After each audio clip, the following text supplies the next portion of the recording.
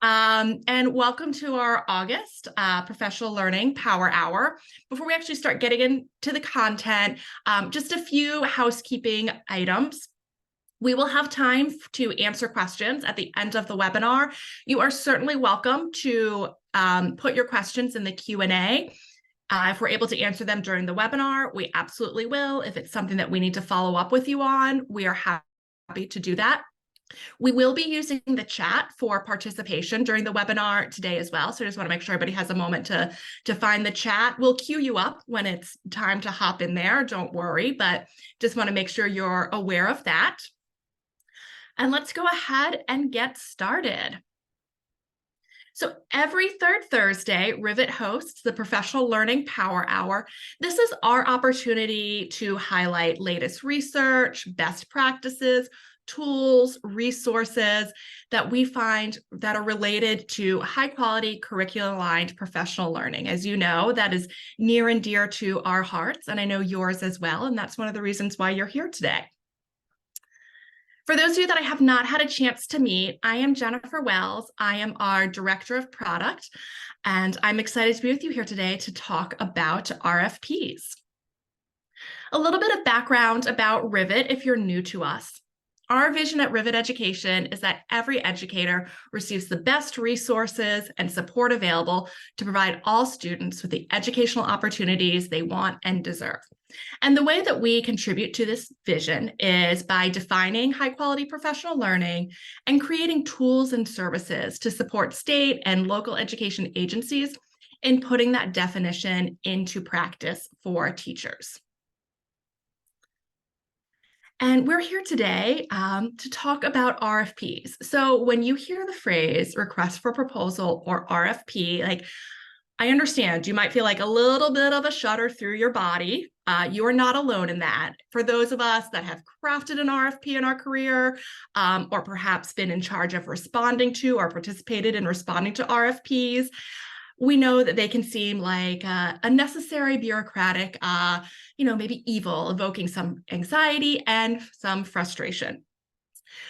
But RFPs and members of that procurement family, RFAs, RFIs, RFQs, however you may refer to them, they can be a very powerful and often underestimated lever to improve classroom instruction. And that's why we're here today. So today, it is our intention that you walk away from this session really believing in the power of RFPs to positively impact instruction, being able to identify the characteristics and components of effective service requests, again, whether you call them requests for applications, requests for proposals for professional learning, and being able to draft stronger service requests for professional learning. So let's start first by just taking a look at the need for strong service requests. And before we get into that, I just want to paint a little bit of a picture for you.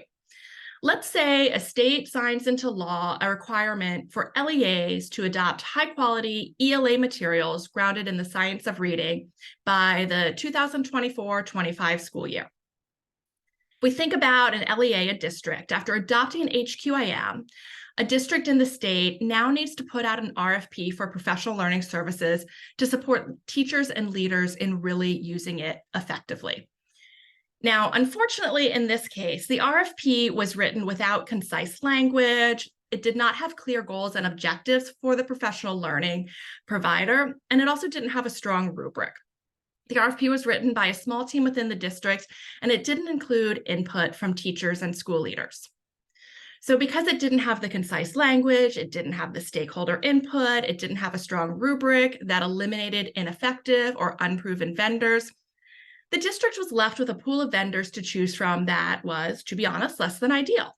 And so after choosing a vendor from this pool that was not exactly what they would ideally have had, the district ended up receiving subpar professional learning services. And as a result of that, the teachers were not equipped to use their selected HQIM skillfully. And the school leaders were ill-equipped to support them, and the train started to go off the tracks. So after a year of disastrous implementation, the district abandons the HQIM and starts the process of selecting new curriculum all over again. This, of course, wasted time and money. So this scenario, a hypothetical, is not that unusual. And that's why we're here today. Really the driving force behind today's learning, we want to make sure that you're able to put only the very best professional learning providers in front of your teachers and leaders. And let's take a look at why that is so important. So when you talk to students, you hear that they have big goals. And if you're familiar with TNTP's The Opportunity Myth, which was released in 2018, then some of this data may be familiar to you. In the Opportunity Myth, of the students that were surveyed as part of this study, 94% of them wanted to attend college, and 70% of high schoolers had career goals that require at least a college degree. Our students have very big aspirations. However, what we're seeing across the country is that teachers tend to lower the level of rigor of assignments, questions, and tasks in classrooms because they're unsure if students can do the challenging work called for in the curriculum. And so what are the implications of this disconnect between what students want to do and what teachers think they're capable of doing? It means that what we're doing is we're inadvertently putting a ceiling on student hopes and dreams because we're not preparing them for the college level work needed to achieve those dreams.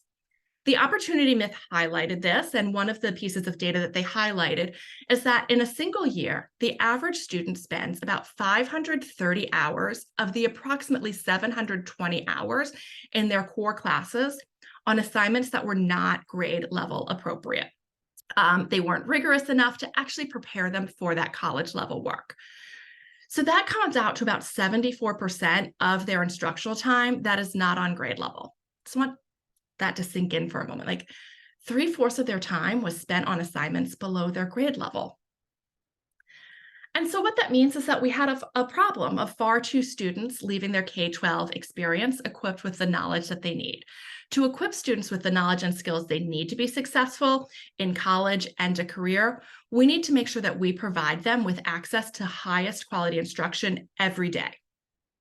And the best way to do this is through high quality instructional materials that provide students with grade level appropriate assignments they need to acquire that knowledge and skills necessary to meet these big life goals. And so how do RFPs come into play with that? Well, when written with clear objectives and a coherent scope of work, RFPs, and specifically those for instructional materials and professional learning, can really help school systems maximize their impact on students through academic planning.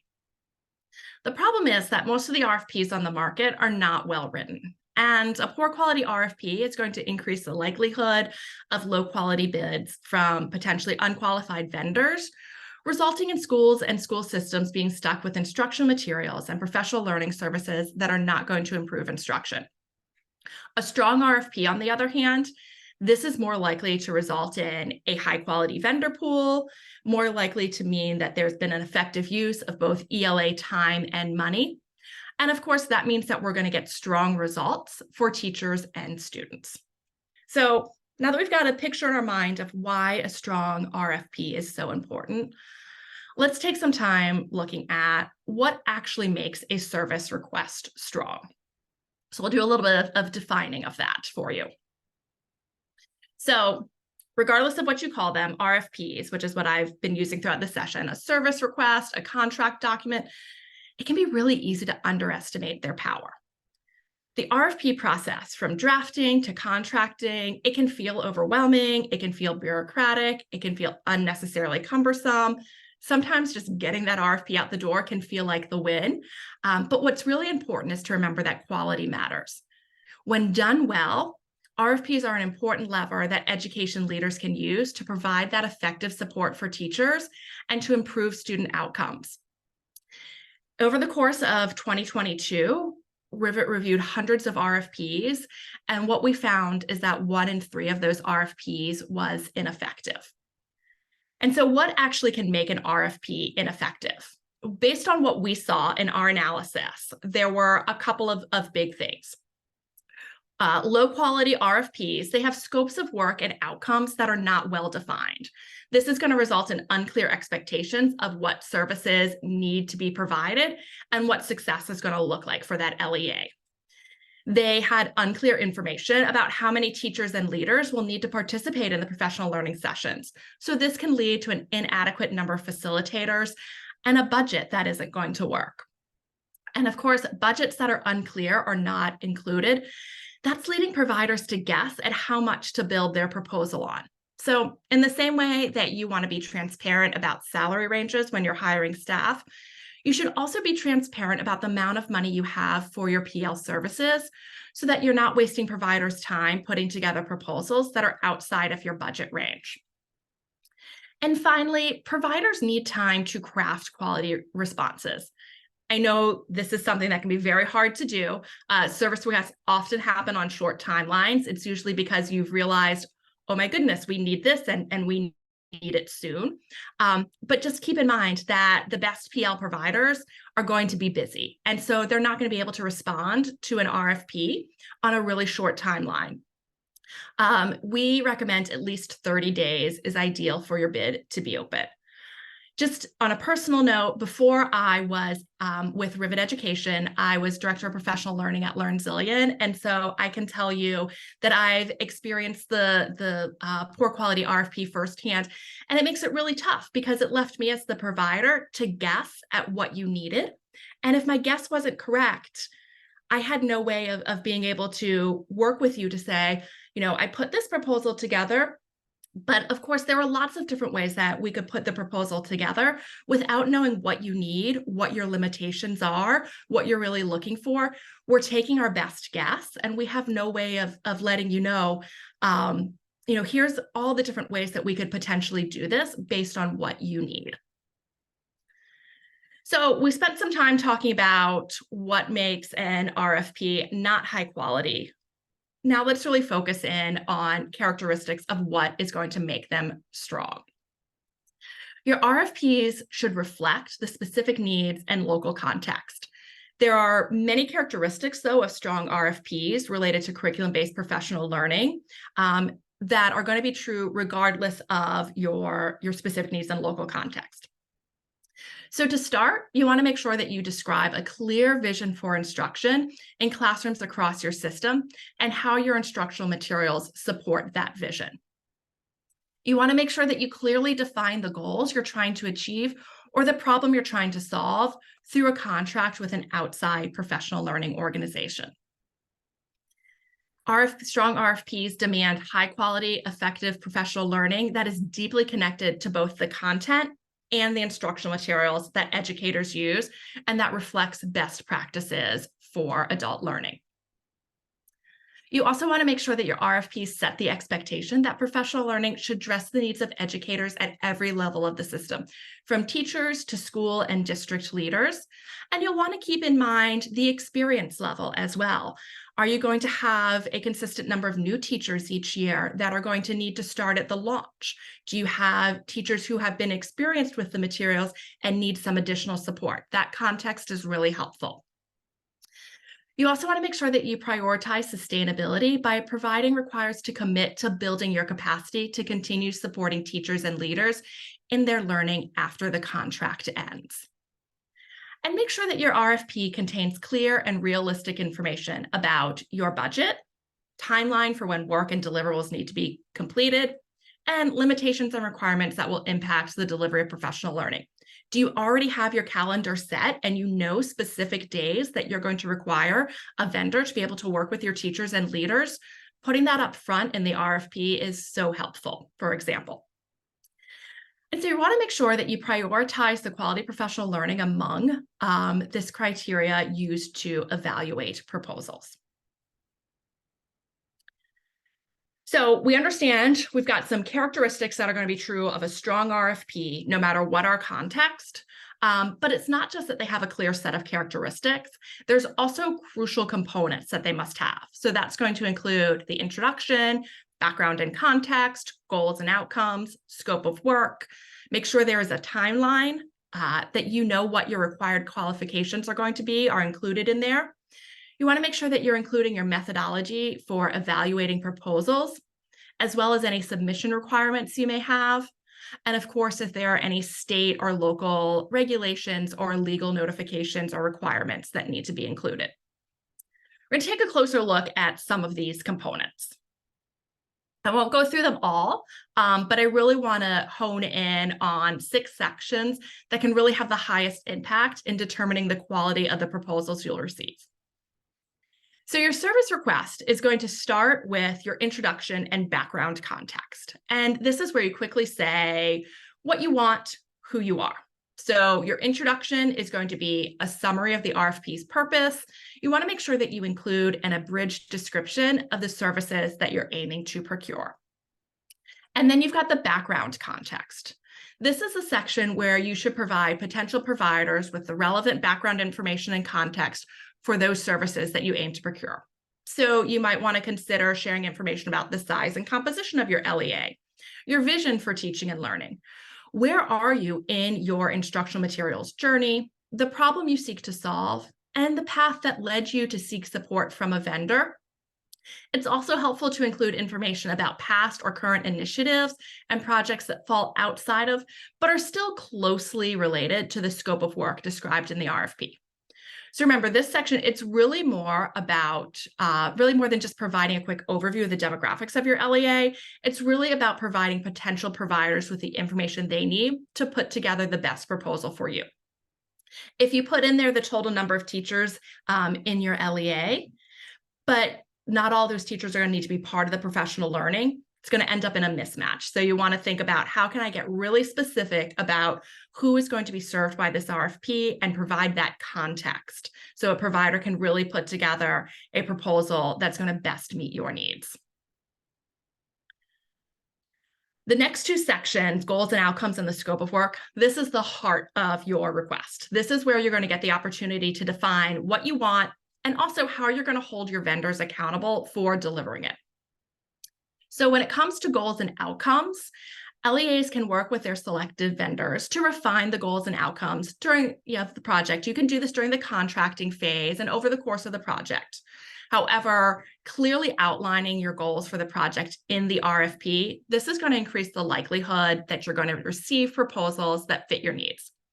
It's also going to provide a strong foundation for the project. It's going to communicate to vendors the outcomes for which they're going to be held accountable from the very beginning of the partnership. So for example, you might say, we need to provide 100 first, second, and third grade teachers with a 3 to 5 day training that orients them to the approach and components of the CKLA curriculum and equips them to internalize and effectively plan lessons in Unit 1. A PL provider is going to see that and know, who are they serving, how many are they serving, and what do we need to make sure they need to do at the end of this. That's going to make it much easier for them to put together a proposal that's actually going to accomplish that goal because they know what the goal is up front. And then the scope of work. So scope of work, this really is the meat of the RFP. This is your opportunity to define the services and deliverables you expect a contractor or a vendor to provide, and also the timeline for doing so. So when you take the time to define what you want your selected contractor to do or produce and clearly communicate those expectations, this is going to increase your likelihood of attracting the quality bids that you want. It also pays to be forthcoming about where, if at all, you're open to suggestions from providers on the path or approach they think is best to accomplish the goals and objectives you laid out. Maybe you're seeking a provider because you're not quite sure what the best path forward is, and you need someone who's going to help you find that path. You can be upfront in the RFP and let them know that. And so, although you're mostly going to work with the contractors to create the detailed timeline for support, you do want to make sure that you're setting those preliminary expectations for both the frequency and the duration of the support and deliverables. Providers need to have the opportunity to self-assess, and you're going to need to make sure that you can verify that they have the capacity to meet those expectations. And then, of course, if you have a specific format in mind, so again, as we mentioned, if there are predetermined professional development days, if you know that you need ongoing coaching through PLCs, if you know that it needs to be either virtual sessions or in-person sessions or a hybrid, putting that all here in the scope of work, stating that here is really going to focus and set clear expectations for your providers. And then there are two components where you really get a chance to separate the wheat from the chaff. This is how you ensure that you're really going to get the partner that you want. First up is scoring methodology. You want to make sure that you develop a simple rubric. Ideally, this is going to be done in conjunction with your review committee. This is where you're going to communicate the criteria that matter most to the success of the project. So there are many criteria that you can include. At Rivet, we really recommend that the content of your rubric and scoring methodology communicates to providers that the quality of their proposed PL services and deliverables is most important. So your rubric components, they might include providers' understanding of the project goals, the scope of work, risks, constraints that you have, quality of provider service and deliverables, the provider's experience, and their staff qualifications. And so thinking of provider qualifications, you want to make sure that in your RFP, you describe the minimum qualifications that providers must meet to be eligible to win the contract. And these should align with the criteria in your rubric. So, for example, you might require that providers have worked on at least 3 projects in similar size, scope, technical requirements, and function to the contract that you are proposing, and that their staff has demonstrated expertise in, for example, the science of reading. So I have just sort of given you a little bit of a fire hose of information about characteristics of strong RFPs, those 6 components. I mentioned at the start of this that we were going to be using the chat, and we're getting ready for that. So we're going to get a chance where you're going to get to do a little bit of practice. So in the chat, we are going to drop a link to an RFP. If you can go ahead and open that up. And one of the beautiful things about our power hours is that we have such a variety of participants. So knowing that we have participants on both sides of the RFP, we have representatives from LEAs and SEAs who would be writing RFPs, but I know we also have some of our PL providers as well. I really wanted to give you all the opportunity to hear from each other what that perspective is using an actual RFP. So if you could go ahead and open up the RFP, let's take what we have learned so far and put it into practice. So I'm just going to toggle over to the RFP.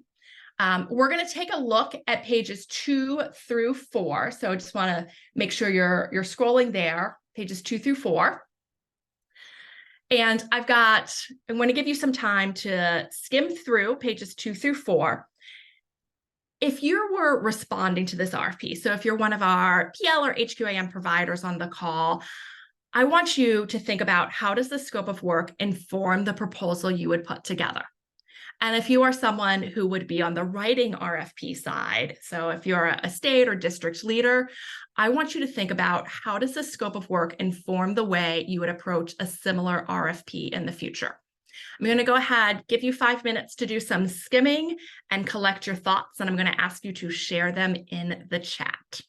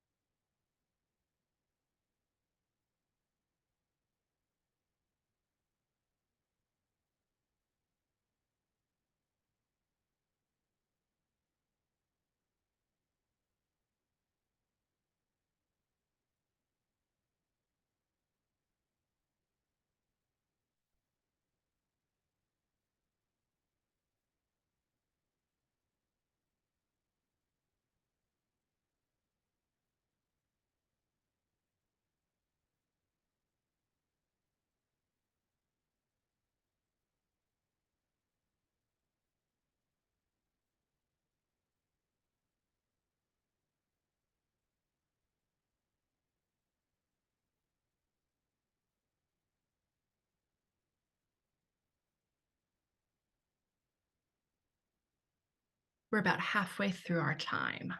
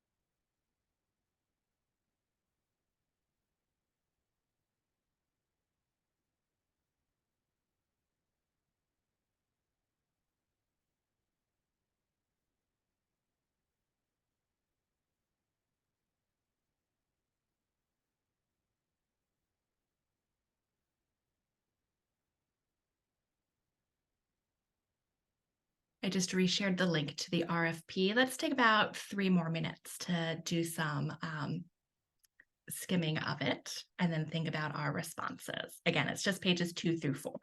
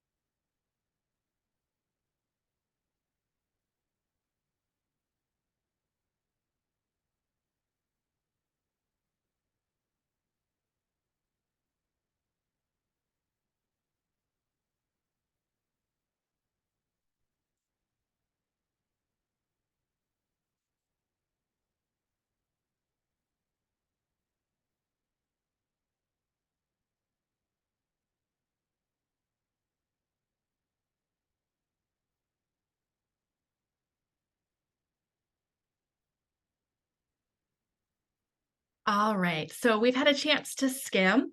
I would love for you to share your perspective depending on what side you're on. So if you're someone who would respond to this RFP, I'd love for you to drop in the chat. How does the scope of work inform the proposal you'd put together? Now, I know you've had just a few minutes to skim. I'm not expecting you to actually put in a proposal, but what were some of the things that stood out to you about how it would inform how you would respond? And for those of you that are on the writing RFP sides, if you're a state or district leader, I'd love for you to drop into the chat how the scope of work that you saw informed the way that you would approach a similar RFP in the future. So go ahead and start adding your thoughts to the chat.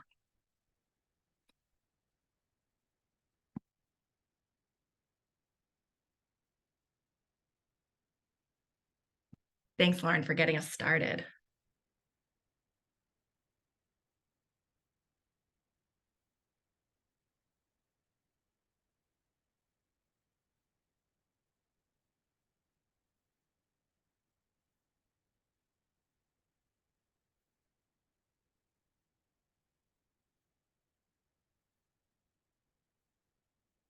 And I love to hear that the example is helping. Wonderful. Lauren, I love that you included about building capacity. We know for our PL providers, that's an important part of the work that they do.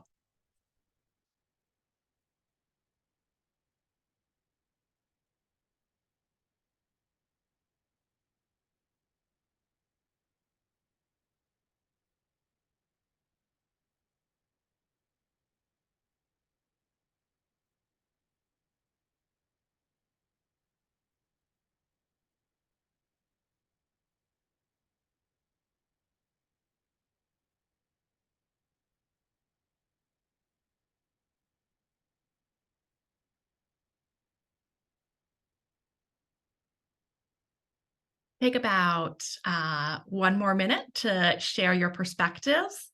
And of course, make sure you're taking a moment to skim through what others have already put in. It's helpful to be able to hear from each side of the RFP process.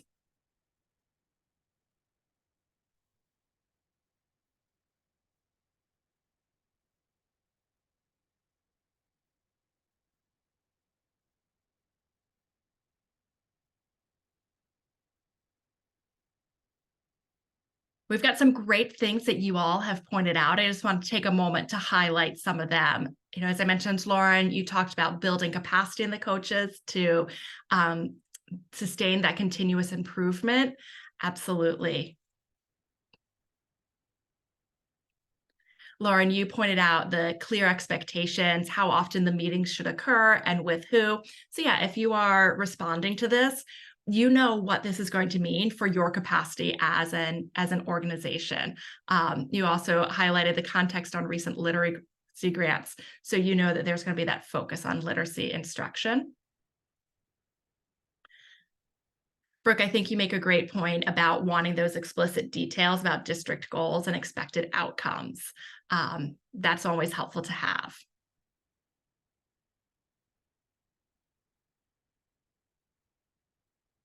And absolutely, Lauren just highlighting what Annie mentioned about whether this is curriculum specific or curriculum agnostic. That's obviously going to make a huge difference in how you might respond to it. And Jasmine, I appreciate that you're pointing out, making sure that the provider knows the focus is on providing systems and processes for coaches and leadership.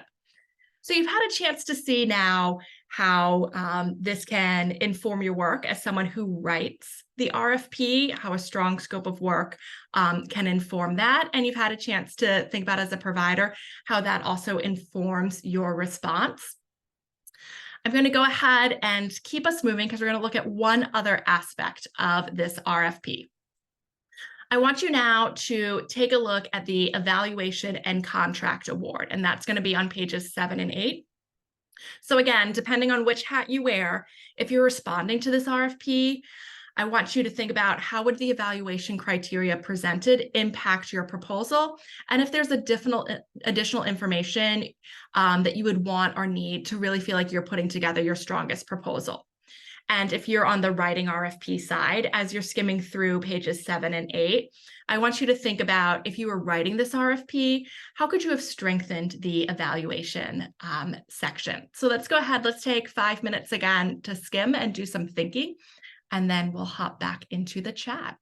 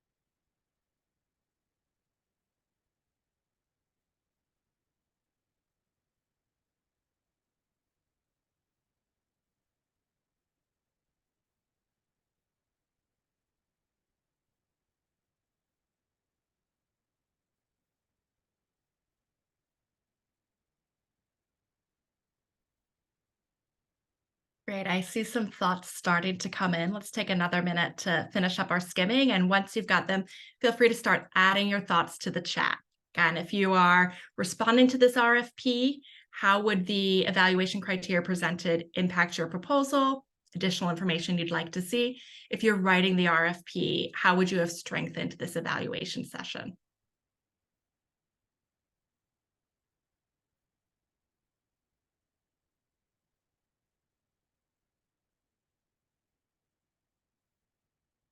See some thoughts starting to come in. I'll give others a moment to respond. And of course, take a chance to see what others have put in.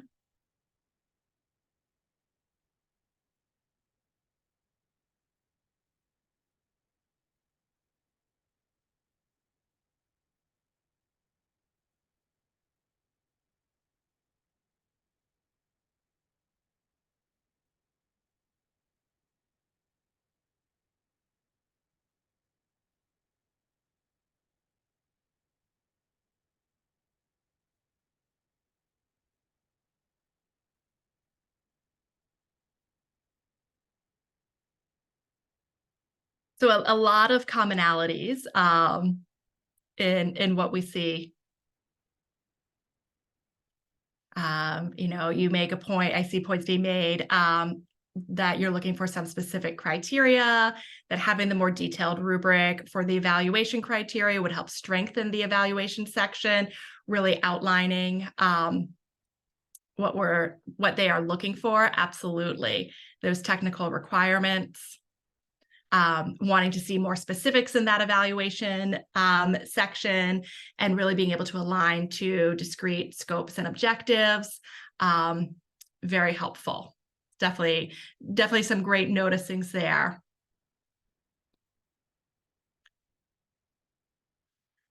Pointing out some of the parts of the rubric are clear, and some are open to interpretation. And so, of course, when it's open to interpretation, that makes it that much harder to know if you're putting together a proposal that's really going to fit those needs. And as we're seeing, cost is not included in there. So that can make it difficult to really be able to put together a proposal that's going to meet the budget.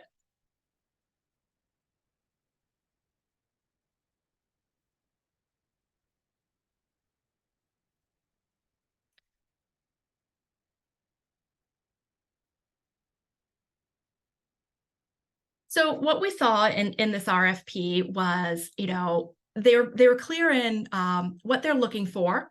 And that's going to help, obviously, us put together a strong proposal if we're on the responding side, but not as clear in terms of how are we going to be evaluated for that. And so that can make it hard to know if the proposal we're putting together for this scope of work is really going to meet what they're looking for.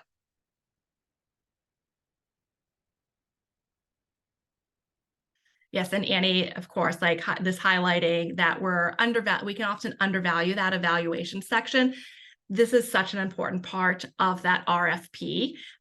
It's where we can get a lot more detail about how we're really going to be evaluating the work, and how we're going to make sure that, if I'm putting together my proposal, I'm putting together the proposal that can best fit your needs. We know that professional learning is not one size fit all. So I know when I've been on the professional learning provider side of things, I want to think about what are the unique needs in this context. How are we going to be able to best meet them? And how can we make sure that that's clear in our proposal?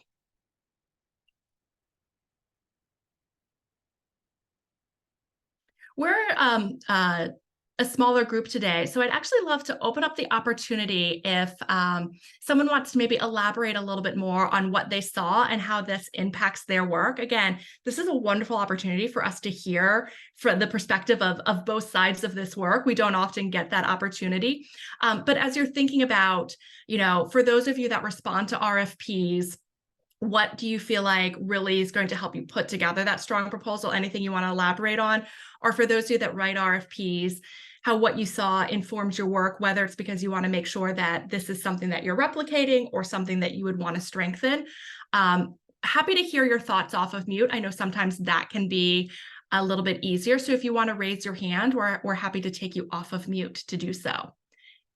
If you've got other thoughts you want to drop into the chat because that's easier for you, though, that is also works for us.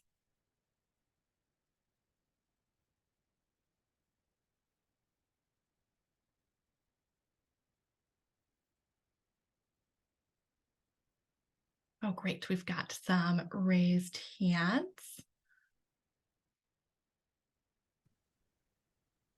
Thanks, Jennifer. Can you hear me? Yes, we can. Yeah, I just wanted to share that as a PL provider. So this is Lauren from Leading Educators. I just want to share that as a PL provider, oftentimes, as you mentioned, like the time frame is not always clearly spelled out, or I think there's maybe a bit of a strategy to being a little open with it. But I think having a clear time frame or having room where we as PL providers can really articulate what outcomes a partner can expect in certain amounts of time feels important, because I think sometimes when you're responding to an RFP, where the scope of services span the school year, you're giving examples of successful partnerships that were, multiple 3 to 5 year arcs.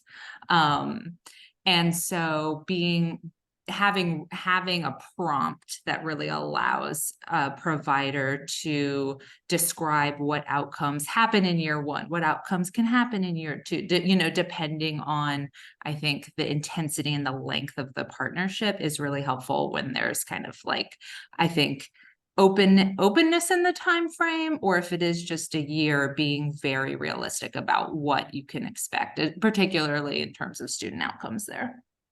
Yeah, that's such an important point, Lauren. So thank you so much for reiterating that. Like, I mean, we, have all been on the side of either delivering or receiving professional learning. And we know that this is the work that takes time. And so what is the time that we have to be able to accomplish that work? And if it is over multiple years, making sure that we're really realistic about like what is year 1 versus the years beyond that. Thank you.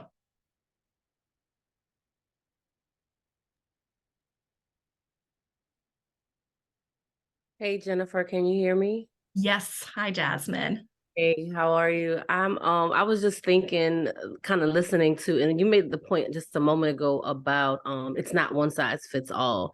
And just thinking about the amount of work that goes into responding to an RFP. They're competitive. You want to make sure that you're putting your best foot forward, but in the selection of what RFPs to respond to, it's nice to have some specificity regarding like specifically what is the pain point, what is the problem that you're looking to solve, because I don't want to compete for an RFP that isn't really a response that speaks to what we're really good at. Or, as a PL provider, can I really meet the need that you have? And the more specificity that RFP provides, the more I can, make the evaluation that, Steam Powered is really going to be able to respond to this well because we do this well, or we have personnel that are able to kind of meet this challenge. And so when it lacks specificity, it sometimes makes you put in work for an RFP that you're really not necessarily designed to answer, or you may not be able putting that foot forward so that they can see that we're the answer to that problem. So I guess that was the thought that I had as a provider. I really want to know that what we are good at is what you need. Thank you so much, Jasmine, for pointing that out. Absolutely. Like, I think, one, just acknowledging responding to RFPs takes time. Certainly, I don't think that we think that, every RFP we respond to will, always be the winning one, but we want to make sure that we're responding to the ones that we can be successful with. So if you're, when you're writing the RFPs, if you're really clear about what success looks like and that problem that you're trying to solve, on the provider side of things, it's going to be much easier for them to first evaluate, is this an RFP for me? Like, does my skill set match? And if so, what do I think is going to be the best way for me to help them solve that problem in my capacity? Awesome.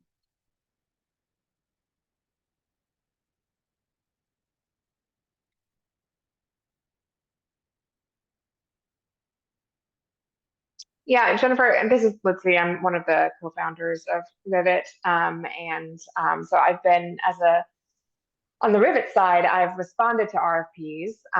But before founding Rivet with Annie, I worked for LDOE and for the Texas Education Agency. So I've also been on the issuing side of RFPs. And I think that I just want to sort of double down on that point you just made. I think it's difficult when you're the client, when you're the writer of the RFP, to sort of know where to be tight and specific and where to be loose. And I think, when we issued RFPs at LDOE and TEA, we thought a lot about, what are the non-negotiables? What are the outcomes that we're really expecting here? And are there some places where we are going to dictate not just the what we want to be achieved, but the how we want to achieve it? So for example, on the content leader RFP that we released at LDOE, we had some outcomes, and we also said the way to get there is we want 8 sessions, and they need to be curriculum specific. They need to be on the guidebooks curriculum, and they need to be on Eureka, right? So we sort of knew what our non-negotiables were, and then communicated that via the RFP. There were other places where we were more open to suggestions from the vendors on how to achieve the goals of the project. You could not tell me that you wanted to do a 30-day training, because that did not meet our non-negotiables. You could also not tell me that you wanted to do a training on journeys, because that would also not meet our criteria. But I think it's just really important that the client, i.e. the writer of the RFP, is clear on both like what they want to achieve, and if they have opinions on how it needs to be achieved, they should communicate that, but also leave other places where you are open to suggestions from the vendors. Allow the vendors to suggest the way that they think they can best meet that outcome. That's partly why you're hiring them, right? To allow them to bring their expertise to the table. But I think that is a tough line to walk. So I just wanted to kind of acknowledge that. Yeah, thank you, Litzy. No, I think that's super important. Like if you're, again, when you're putting an RFP out there, it's because you have a problem to solve. Sometimes it's because you have a problem to solve and you have a sense of what you want the solution to be. And sometimes it's because you have a problem to solve and need someone to help you figure out what that solution can be. And, usually it's a little bit of both. So important to keep in mind. Well, I know that it's just been helpful for me to see, when looking at this RFP, what do you feel like is going to help you either create strong RFPs of your own or create a response that's going to be helpful. And then also thinking about where we want to see RFPs grow. And we can see that is often in the evaluation and criteria place. How are we actually evaluating this RFP? As we get ready to close out, I just want to make sure that I'm hitting home a couple of key points for you all. We, of course, want to make sure that we need to write strong RFPs because we want to make sure that we're putting our very best professional learning providers in front of our teachers and leaders. And that starts by making sure that we've got that strong RFP. We also want to make sure that we reiterate that there are important benefits of strong RFPs, such as the being able to procure a high quality vendor pool, and really making sure that then that leads to more effective use of LEA time and money. And of course, keeping in mind, when we have the best professional learning through the strongest professional learning providers, that's going to yield for us strong results for our students and teachers. And that's ultimately why we are doing this work. As we close out today, just want to let you all know that there are a couple of places where you can get RFP support. So we, of course, have the free Professional Learning Partner Guide. This is where you can find professional learning providers of high quality professional learning. You can take a look at them by location, by curricula that they support, by type of professional learning. So for those of you that are on the procurement side, definitely encourage you to take a look there. If you're a professional learning provider and you are not yet in our guide, we do have an application cycle opening at the beginning of next month. So please keep an eye out for announcements about that. And then, of course, I encourage you all to visit Rivet Connect. This is where you can get one-on-one support and tools for crafting strong RFPs. So if you are on the writing side and know that you need some support in this area, we can definitely provide that for you. And of course, please feel free to reach out to us at any time. You're welcome to always reach out to me, Jennifer Wells at riveteducation.org. But if you've got general inquiries, please feel free to reach us out to us at info@riveteducation.org. That is an inbox that gets checked multiple times a day. So don't worry, we will definitely see when you reach out to us through that way. We hope to see you again on another Power Hour. Thank you so much for joining us today. It's always fun to see you all here. And I enjoyed talking about RFPs with you all today. So thank you so much for sharing your thoughts on what you saw in our sample RFP. It was great to see you all and hope to see you all again next month.